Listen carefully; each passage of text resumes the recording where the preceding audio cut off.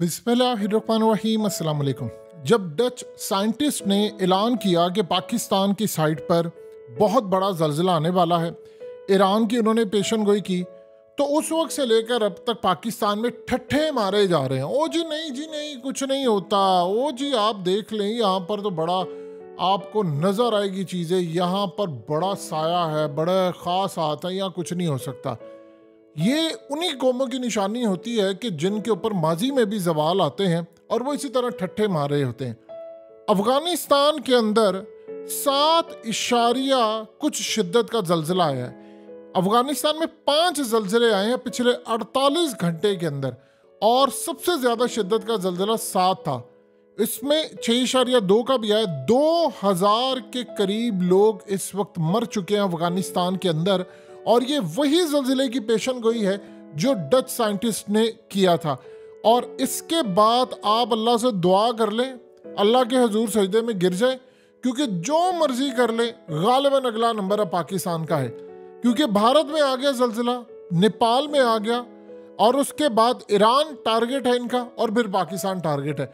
और ये एक बात ज़हन में रखिएगा, जितनी मर्जी कोई ये चीज़ें कहता रहे, ओ जी ये नेचुरल आ रहे हैं, ये फलाना आ रहे हैं, ये अब कहानी बहुत पीछे चली गई है। अफगानिस्तान के अंदर जो जल्जला आया उसने तितर बितर करके रख दिया सब कुछ, और ये उस जगह पर जल्जला आया है जिसके साथ मुल्क का पाकिस्तान का इलाका है। आप अंदाज़ा कीजिए कि अफगान तालिबान ने कहा है कि ये तकरीबन पिछले 30 साल के अरसे के दौरान 2-3 दहाइयों में सबसे खतरनाक जल्जला था। ये तो इसराइल और हमास की लड़ाई हो रही है और उसमें सारी चीज़ें दब गई हैं। लेकिन आप एक बात बताएं, एक बड़ी अजीबोगरीब बात होगी, अफगानिस्तान में जब भी जल्जला आता है वो पाकिस्तान में भी जल्जला महसूस किया जाता है। ये बात तो आप अच्छी तरह समझते हैं कि जल्जले के झटके होंगे, पाकिस्तान में आएंगे तो दिल्ली में भी महसूस किए जाएंगे। ये अजीबोगरीब बिल्कुल टारगेट करके जल्जला आया है कि जिसमें पाकिस्तान में झटके नहीं महसूस किए गए और अफगानिस्तान लहूलुहान हो गया है भारत के अंदर, और उधर नेपाल को आप देख रहे हैं उसकी भी धज्जियां उड़कर रह गई हैं। यानी इतना खतरनाक जल्जला आया है, इतना खतरनाक जल्जला है कि अफगानिस्तान के अंदर इस वक्त मुकम्मल तौर पर हाई अलर्ट है। हेरात के सूबे के अंदर तो खास तौर पर वहां पर कहा गया, चूंकि वहां पर आया है, 6 गांव मुकम्मल तौर पर सफाई से मिट चुके हैं, और वहां पर जल्जला जो आने के बाद बाकियात है उनको उठाया जा रहा है, जो तबाही है, मलबा है, उसको उठाया जा रहा है। अब तक की इतलात के मुताबिक करीबन 600-700 के करीब जो घर हैं वो मुकम्मल तौर पर तबाह हो चुके हैं। ये कुछ छोटी बात नहीं होती कि 600-700 के करीब जो घर हैं वो मुकम्मल तौर पर तबाह हो गए हैं। अब इस सारी सूरत हाल के अंदर जो सबसे ज़्यादा इसके तो आफ्टर शॉक्स आ रहे हैं, आप अंदाज़ा कर लें, वो 6.3 की शिद्दत से थे, 5.9 से, 5.5 से, यानी इतनी बड़ी तादाद में आफ्टर शॉक्स आ रहे हैं। अब इस सारी सूरत हाल में आप देख लें, वो जो डच साइंटिस्ट था उसने तो क्लियरली कहा है, उसने कहा है कि इस सारी सूरत हाल के अंदर पाकिस्तान का इलाका बताया, और हमारे वहाँ पर जाकर कह रहे हैं उसको, उसके ट्विटर अकाउंट और हर जगह पर, कि यार तू झूठ बोलता है, तू झूठा है, तूने ऐसे कहा फलाना का। वो खुदा है बैठा हुआ, बताए उसने आपको एक पेशन गोई की है, और जिस तरह के आपके करतूत हैं, जो मुल्क के अंदर हाल हो रहा है, हशर नशर हो रहा है, बताएं सबसे ज़्यादा डिजर्व तो अजाब के लिए पाकिस्तान की कौम करती है। जो हमारे ऊपर हाल हो गया है, जो मुल्क के अंदर हो गया है, देखिए 2 चीज़ें आप बड़ी ज़हन में अच्छी तरह रख लीजिएगा। ये जल्जला अगर अफगानिस्तान के अंदर आता है तो उसके झटके पाकिस्तान में महसूस होते हैं, लेकिन वो नहीं हुए। इंडिया के अंदर आएगा, पाकिस्तान में महसूस होते हैं। अगर नहीं हो रहे तो इसका मतलब है कि यह आर्टिफिशियल तरीके का एक जल्जला था, टेक्नोलॉजी की मदद का है, और इसको स्पेसिफिक टारगेट किया जा रहा है किसी एरिया के अंदर। अब इसको कहते हैं प्रिडिक्टिव प्रोग्रामिंग। भाई आपने पहले माइंडसेट बना दिया, उस बंदे ने कहा पूरा पाकिस्तान खड़ा हो गया, हमारे यहाँ पर इस वक्त मुकम्मल तौर पर हाई अलर्ट है, और चाहे वो KPK हो, चाहे वो बलूचिस्तान हो, किसी जगह हमें ये नहीं पता। यानी इस सूरत हाल के अंदर देखें, उसने ये बात कही है कि इस रीजन के अंदर ये आ रहा, उसने निशानदेही की, और उसमें आप देख लें। आप ये बताएं कि ये सारे अमेरिका और ये सारे कह रहे हो जी टेक्नोलॉजी नहीं है हमारे पास, हम जल्जले की पेशन कोई नहीं कर सके। जल्जला लाने की टेक्नोलॉजी है इनके पास सब कुछ है, लेकिन जल्जला आएगा कब इसकी पेशन कोई नहीं कर सकते। और वो डच साइंटिस्ट जो है वो आप देखिए उसका छोटा सा इदारा है, छोटा सा उसका सिस्टम है, और वो इतना एक्यूरेटली बता देता है कि यार जलजिला आने वाला है। उसने तुर्की का बताया, ये मजाक उड़ा रहे थे, शाम का बताया, मजाक उड़ा रहे थे, लेबनान का बताया, मजाक उड़ा रहे थे, हर जगह जलजिला आ गया। उसने कहा कि जलजिला पाकिस्तान के रीजन में आने वाला है, ईरान के रीजन में आने वाला है, ईरान के साथ मुल्क का जगह के ऊपर अफगानिस्तान में आ गया, पाकिस्तान में अभी तक नहीं आया। अल्लाह का शुक्र है ना आए। लेकिन जो हालत है हमारी, आप कह सकते हैं कि नहीं, हमारे पास तो सिस्टम ही डेवलप नहीं है। आप एक बात बताइए, हम लोग इतने नाल है, किसी ने हमारी अथॉरिटीज में से किसी ने इससे राब्ता किया है कि यार तू बता दे हमें कि कहाँ पर आ सकता है, उससे आप बैठकर बातचीत कर सके अपनी तैयारी? किसी ने अथॉरिटी ने राब्ता किया? हम आगे से क्या कहते हैं, जरा जवाब देखिए पाकिस्तान का। ओ जी, असल में हम क्या कह सकते हैं, हमारे पास अभी तक कोई इतलात ही नहीं आई। किसकी जानिब से? इंटरनेशनल जो इदारे उनकी जानिब से। सबसे बड़ा इदारा कौन सा? अमेरिका का। अब आप एक बात बताएं कि दुनिया के अंदर जिन ताकतों ने जलजिला बर्पा करना है वो आपको बताएंगे जलजिला आने वाला है? बताएं तो सही ना। इंटरनेशनल इदारों ने हम बात कर रहे हैं कि जी वो आ रहा है, फलाना आ रहा है। यानी इस सारी सूरत हाल के अंदर हम उन फॉल्ट लाइन्स को नहीं देख रहे। आप यकीन कीजिए, अल्लाह से पनाह मांग लें, क्योंकि आपका पूरे का पूरा जो कराची है वो मोस्टली जो एरियाज है वो फॉल्ट लाइन्स के ऊपर बने। हमने बिल्डिंग्स खड़ी की, हमने ब्रिजेस खड़े किए हुए फॉल्ट लाइन्स के ऊपर।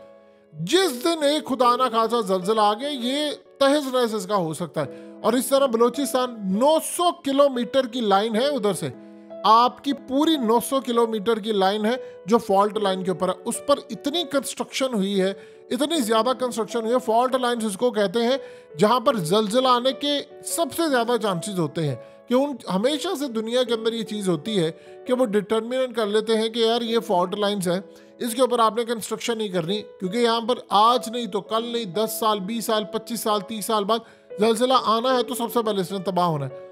अब हम उसके बाद क्या करेंगे? बलूचिस्तान जिस तरह का सूबा है, वहाँ पर गुर्बत तो छोड़िए कि वहाँ पर इंसान के पास जीने की उमंग नहीं होती, तो वहाँ पर अगर हालात ख़राब हो जाए। अब एक बात ज़हन में रख लीजिए, उसने बलूचिस्तान का इलाका कहा था, अफगानिस्तान की साइड पर आ गया। उसने असल में कहा था कि इन एरियाज में ज़्यादा उसने एक्टिविटी नोट की है। अब अफगानिस्तान में आ गया, हो सकता है वो बलूचिस्तान का केक, हो सकता है खुदा न खासा केपीके में आ जाए, केपीके का केक हो सकता है पंजाब में आ जाए। आप देखिए, उसने अगर पाकिस्तान का कहा तो उधर नेपाल और इंडिया में आ गया, वो स्पेसिफिक नहीं कर सकता। तो हो सकता है इस सारी सूरत हाल में पंजाब में खुदा न खास्ता आ जाए, सिंध में आ जाए, अल्लाह करके अल्लाह पाक बचा ले। लेकिन इस सारी सूरत हाल में आप बताइए कि आपके मुल्क के अंदर कोई जरा सा भी, याद रखिएगा, इतना सा भी अल्लाह का डर है अभी किसी को इस मुल्क के अंदर जो कुछ हो रहा है कि यार हम अल्लाह की तरफ लौट आए, क्योंकि जलजिला आया। ये ना हो कि जो जुल्म करने वाले वो भी दब जाएं और कौम भी दब जाए सारी। इस सारी सूरत हाल के अंदर जो अगला मरहला आ रहा है वो बड़ा खतरनाक है। अहले नजर बार बार आपको वार्न कर चुके हैं कि इस कौम को वो कह चुके हैं कि आपको बढ़ते के हमेशा से एक तरीकाकार होता है, ये जलजिले और तमाम चीज़ों को बड़े अजाब से पहले आपको छोटे छोटे झटके दिए जाते हैं कि आप सुधर जाएं। आप सुधरने की बजाय खुदाई दावे करने शुरू कर देते हैं कि हम ही ऑल इन ऑल है, हम करेंगे जुल्म, हम करेंगे। मुल्क के अंदर आप देख ले लोगों के साथ क्या है सूरत हाल, पाकिस्तान की क्या है। हम लोग अपने ही आम पाकिस्तानी एक दूसरे के साथ क्या कर रहा है। जिस मुल्क के अंदर आपको खालिस दूध ना मिले, आपको चीज़ें ना मिले, बताइए वहाँ पर जलजिले नहीं आएंगे तो क्या होगा?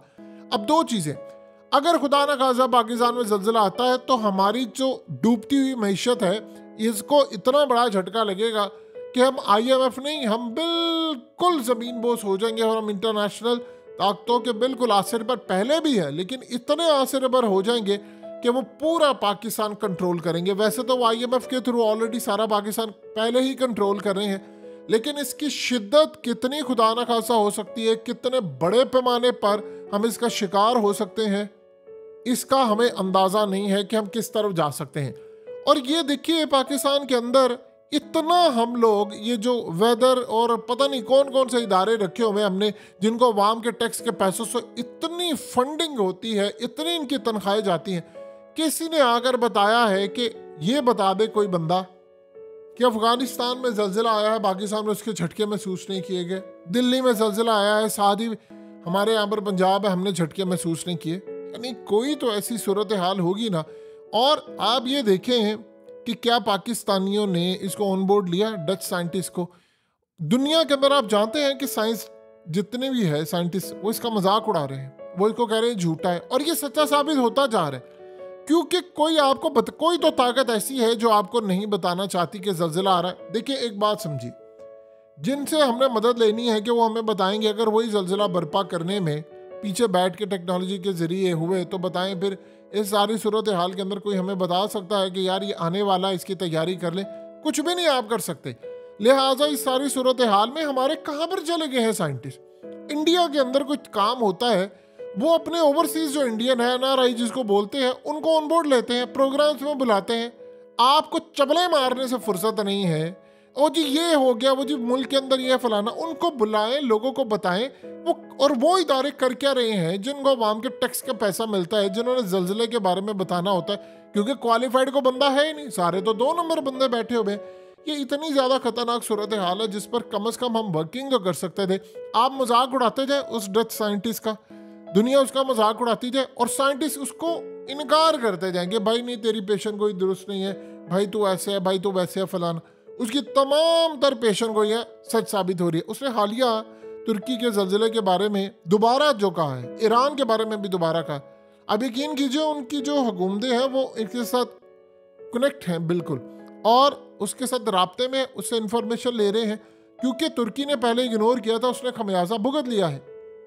देखिए तुर्की कुछ और मुल्क है, उनका कई अरब डॉलर का नुकसान हुआ तो तुर्की जो है वो पूरी दुनिया के अंदर लोगों ने उसको डोनेट कर दिया। यानी तुर्की अगर हम बात करें तो वहाँ के लोकल जो ओवरसीज हैं तुर्किश और ये वो, उन सब ने ही करके तकरीबन 8-10 अरब डॉलर तो दे दिया। हमारे पास तो अपना खाने को आना नहीं है, तो हमने किसी से क्या पैसे लेने हैं। तो अब इस सारी सूरत हाल के अंदर पाकिस्तान मुकम्मल तौर पर हाई अलर्ट है और हमें इस पोजीशन को समझना है कि कहाँ कहाँ फॉल्ट लाइन्स है। अब आप देखिएगा होगा क्या, जैसे खुदा ना खासा कुछ होगा हम कहेंगे ओ जी हमने एक्शन ले लिया है। वो हम जाके आज देखें, जब बिल्डिंग बन रही होती है, जब वहाँ पर कंस्ट्रक्शन हो रही होती है, तो तब आप नहीं पूछते उसे कि भाई यहाँ पर कंस्ट्रक्शन ना हो या मामला ना। ये असल में जो कहानी इस वक्त शुरू हुई है वो बता रही है कि तबाही किस पैमाने पर आ सकती है और इसका कितना नुकसान हो सकता है पाकिस्तान को। कौम सोती रहे, हम लोग मजाक उड़ाते रहे, ठट्ठे मारते रहे, और यही काम हमने किया हमेशा। और उसके बाद जब मुसीबत आती है तो फिर हमें याद आता है कि हमारे साथ हुआ क्या है।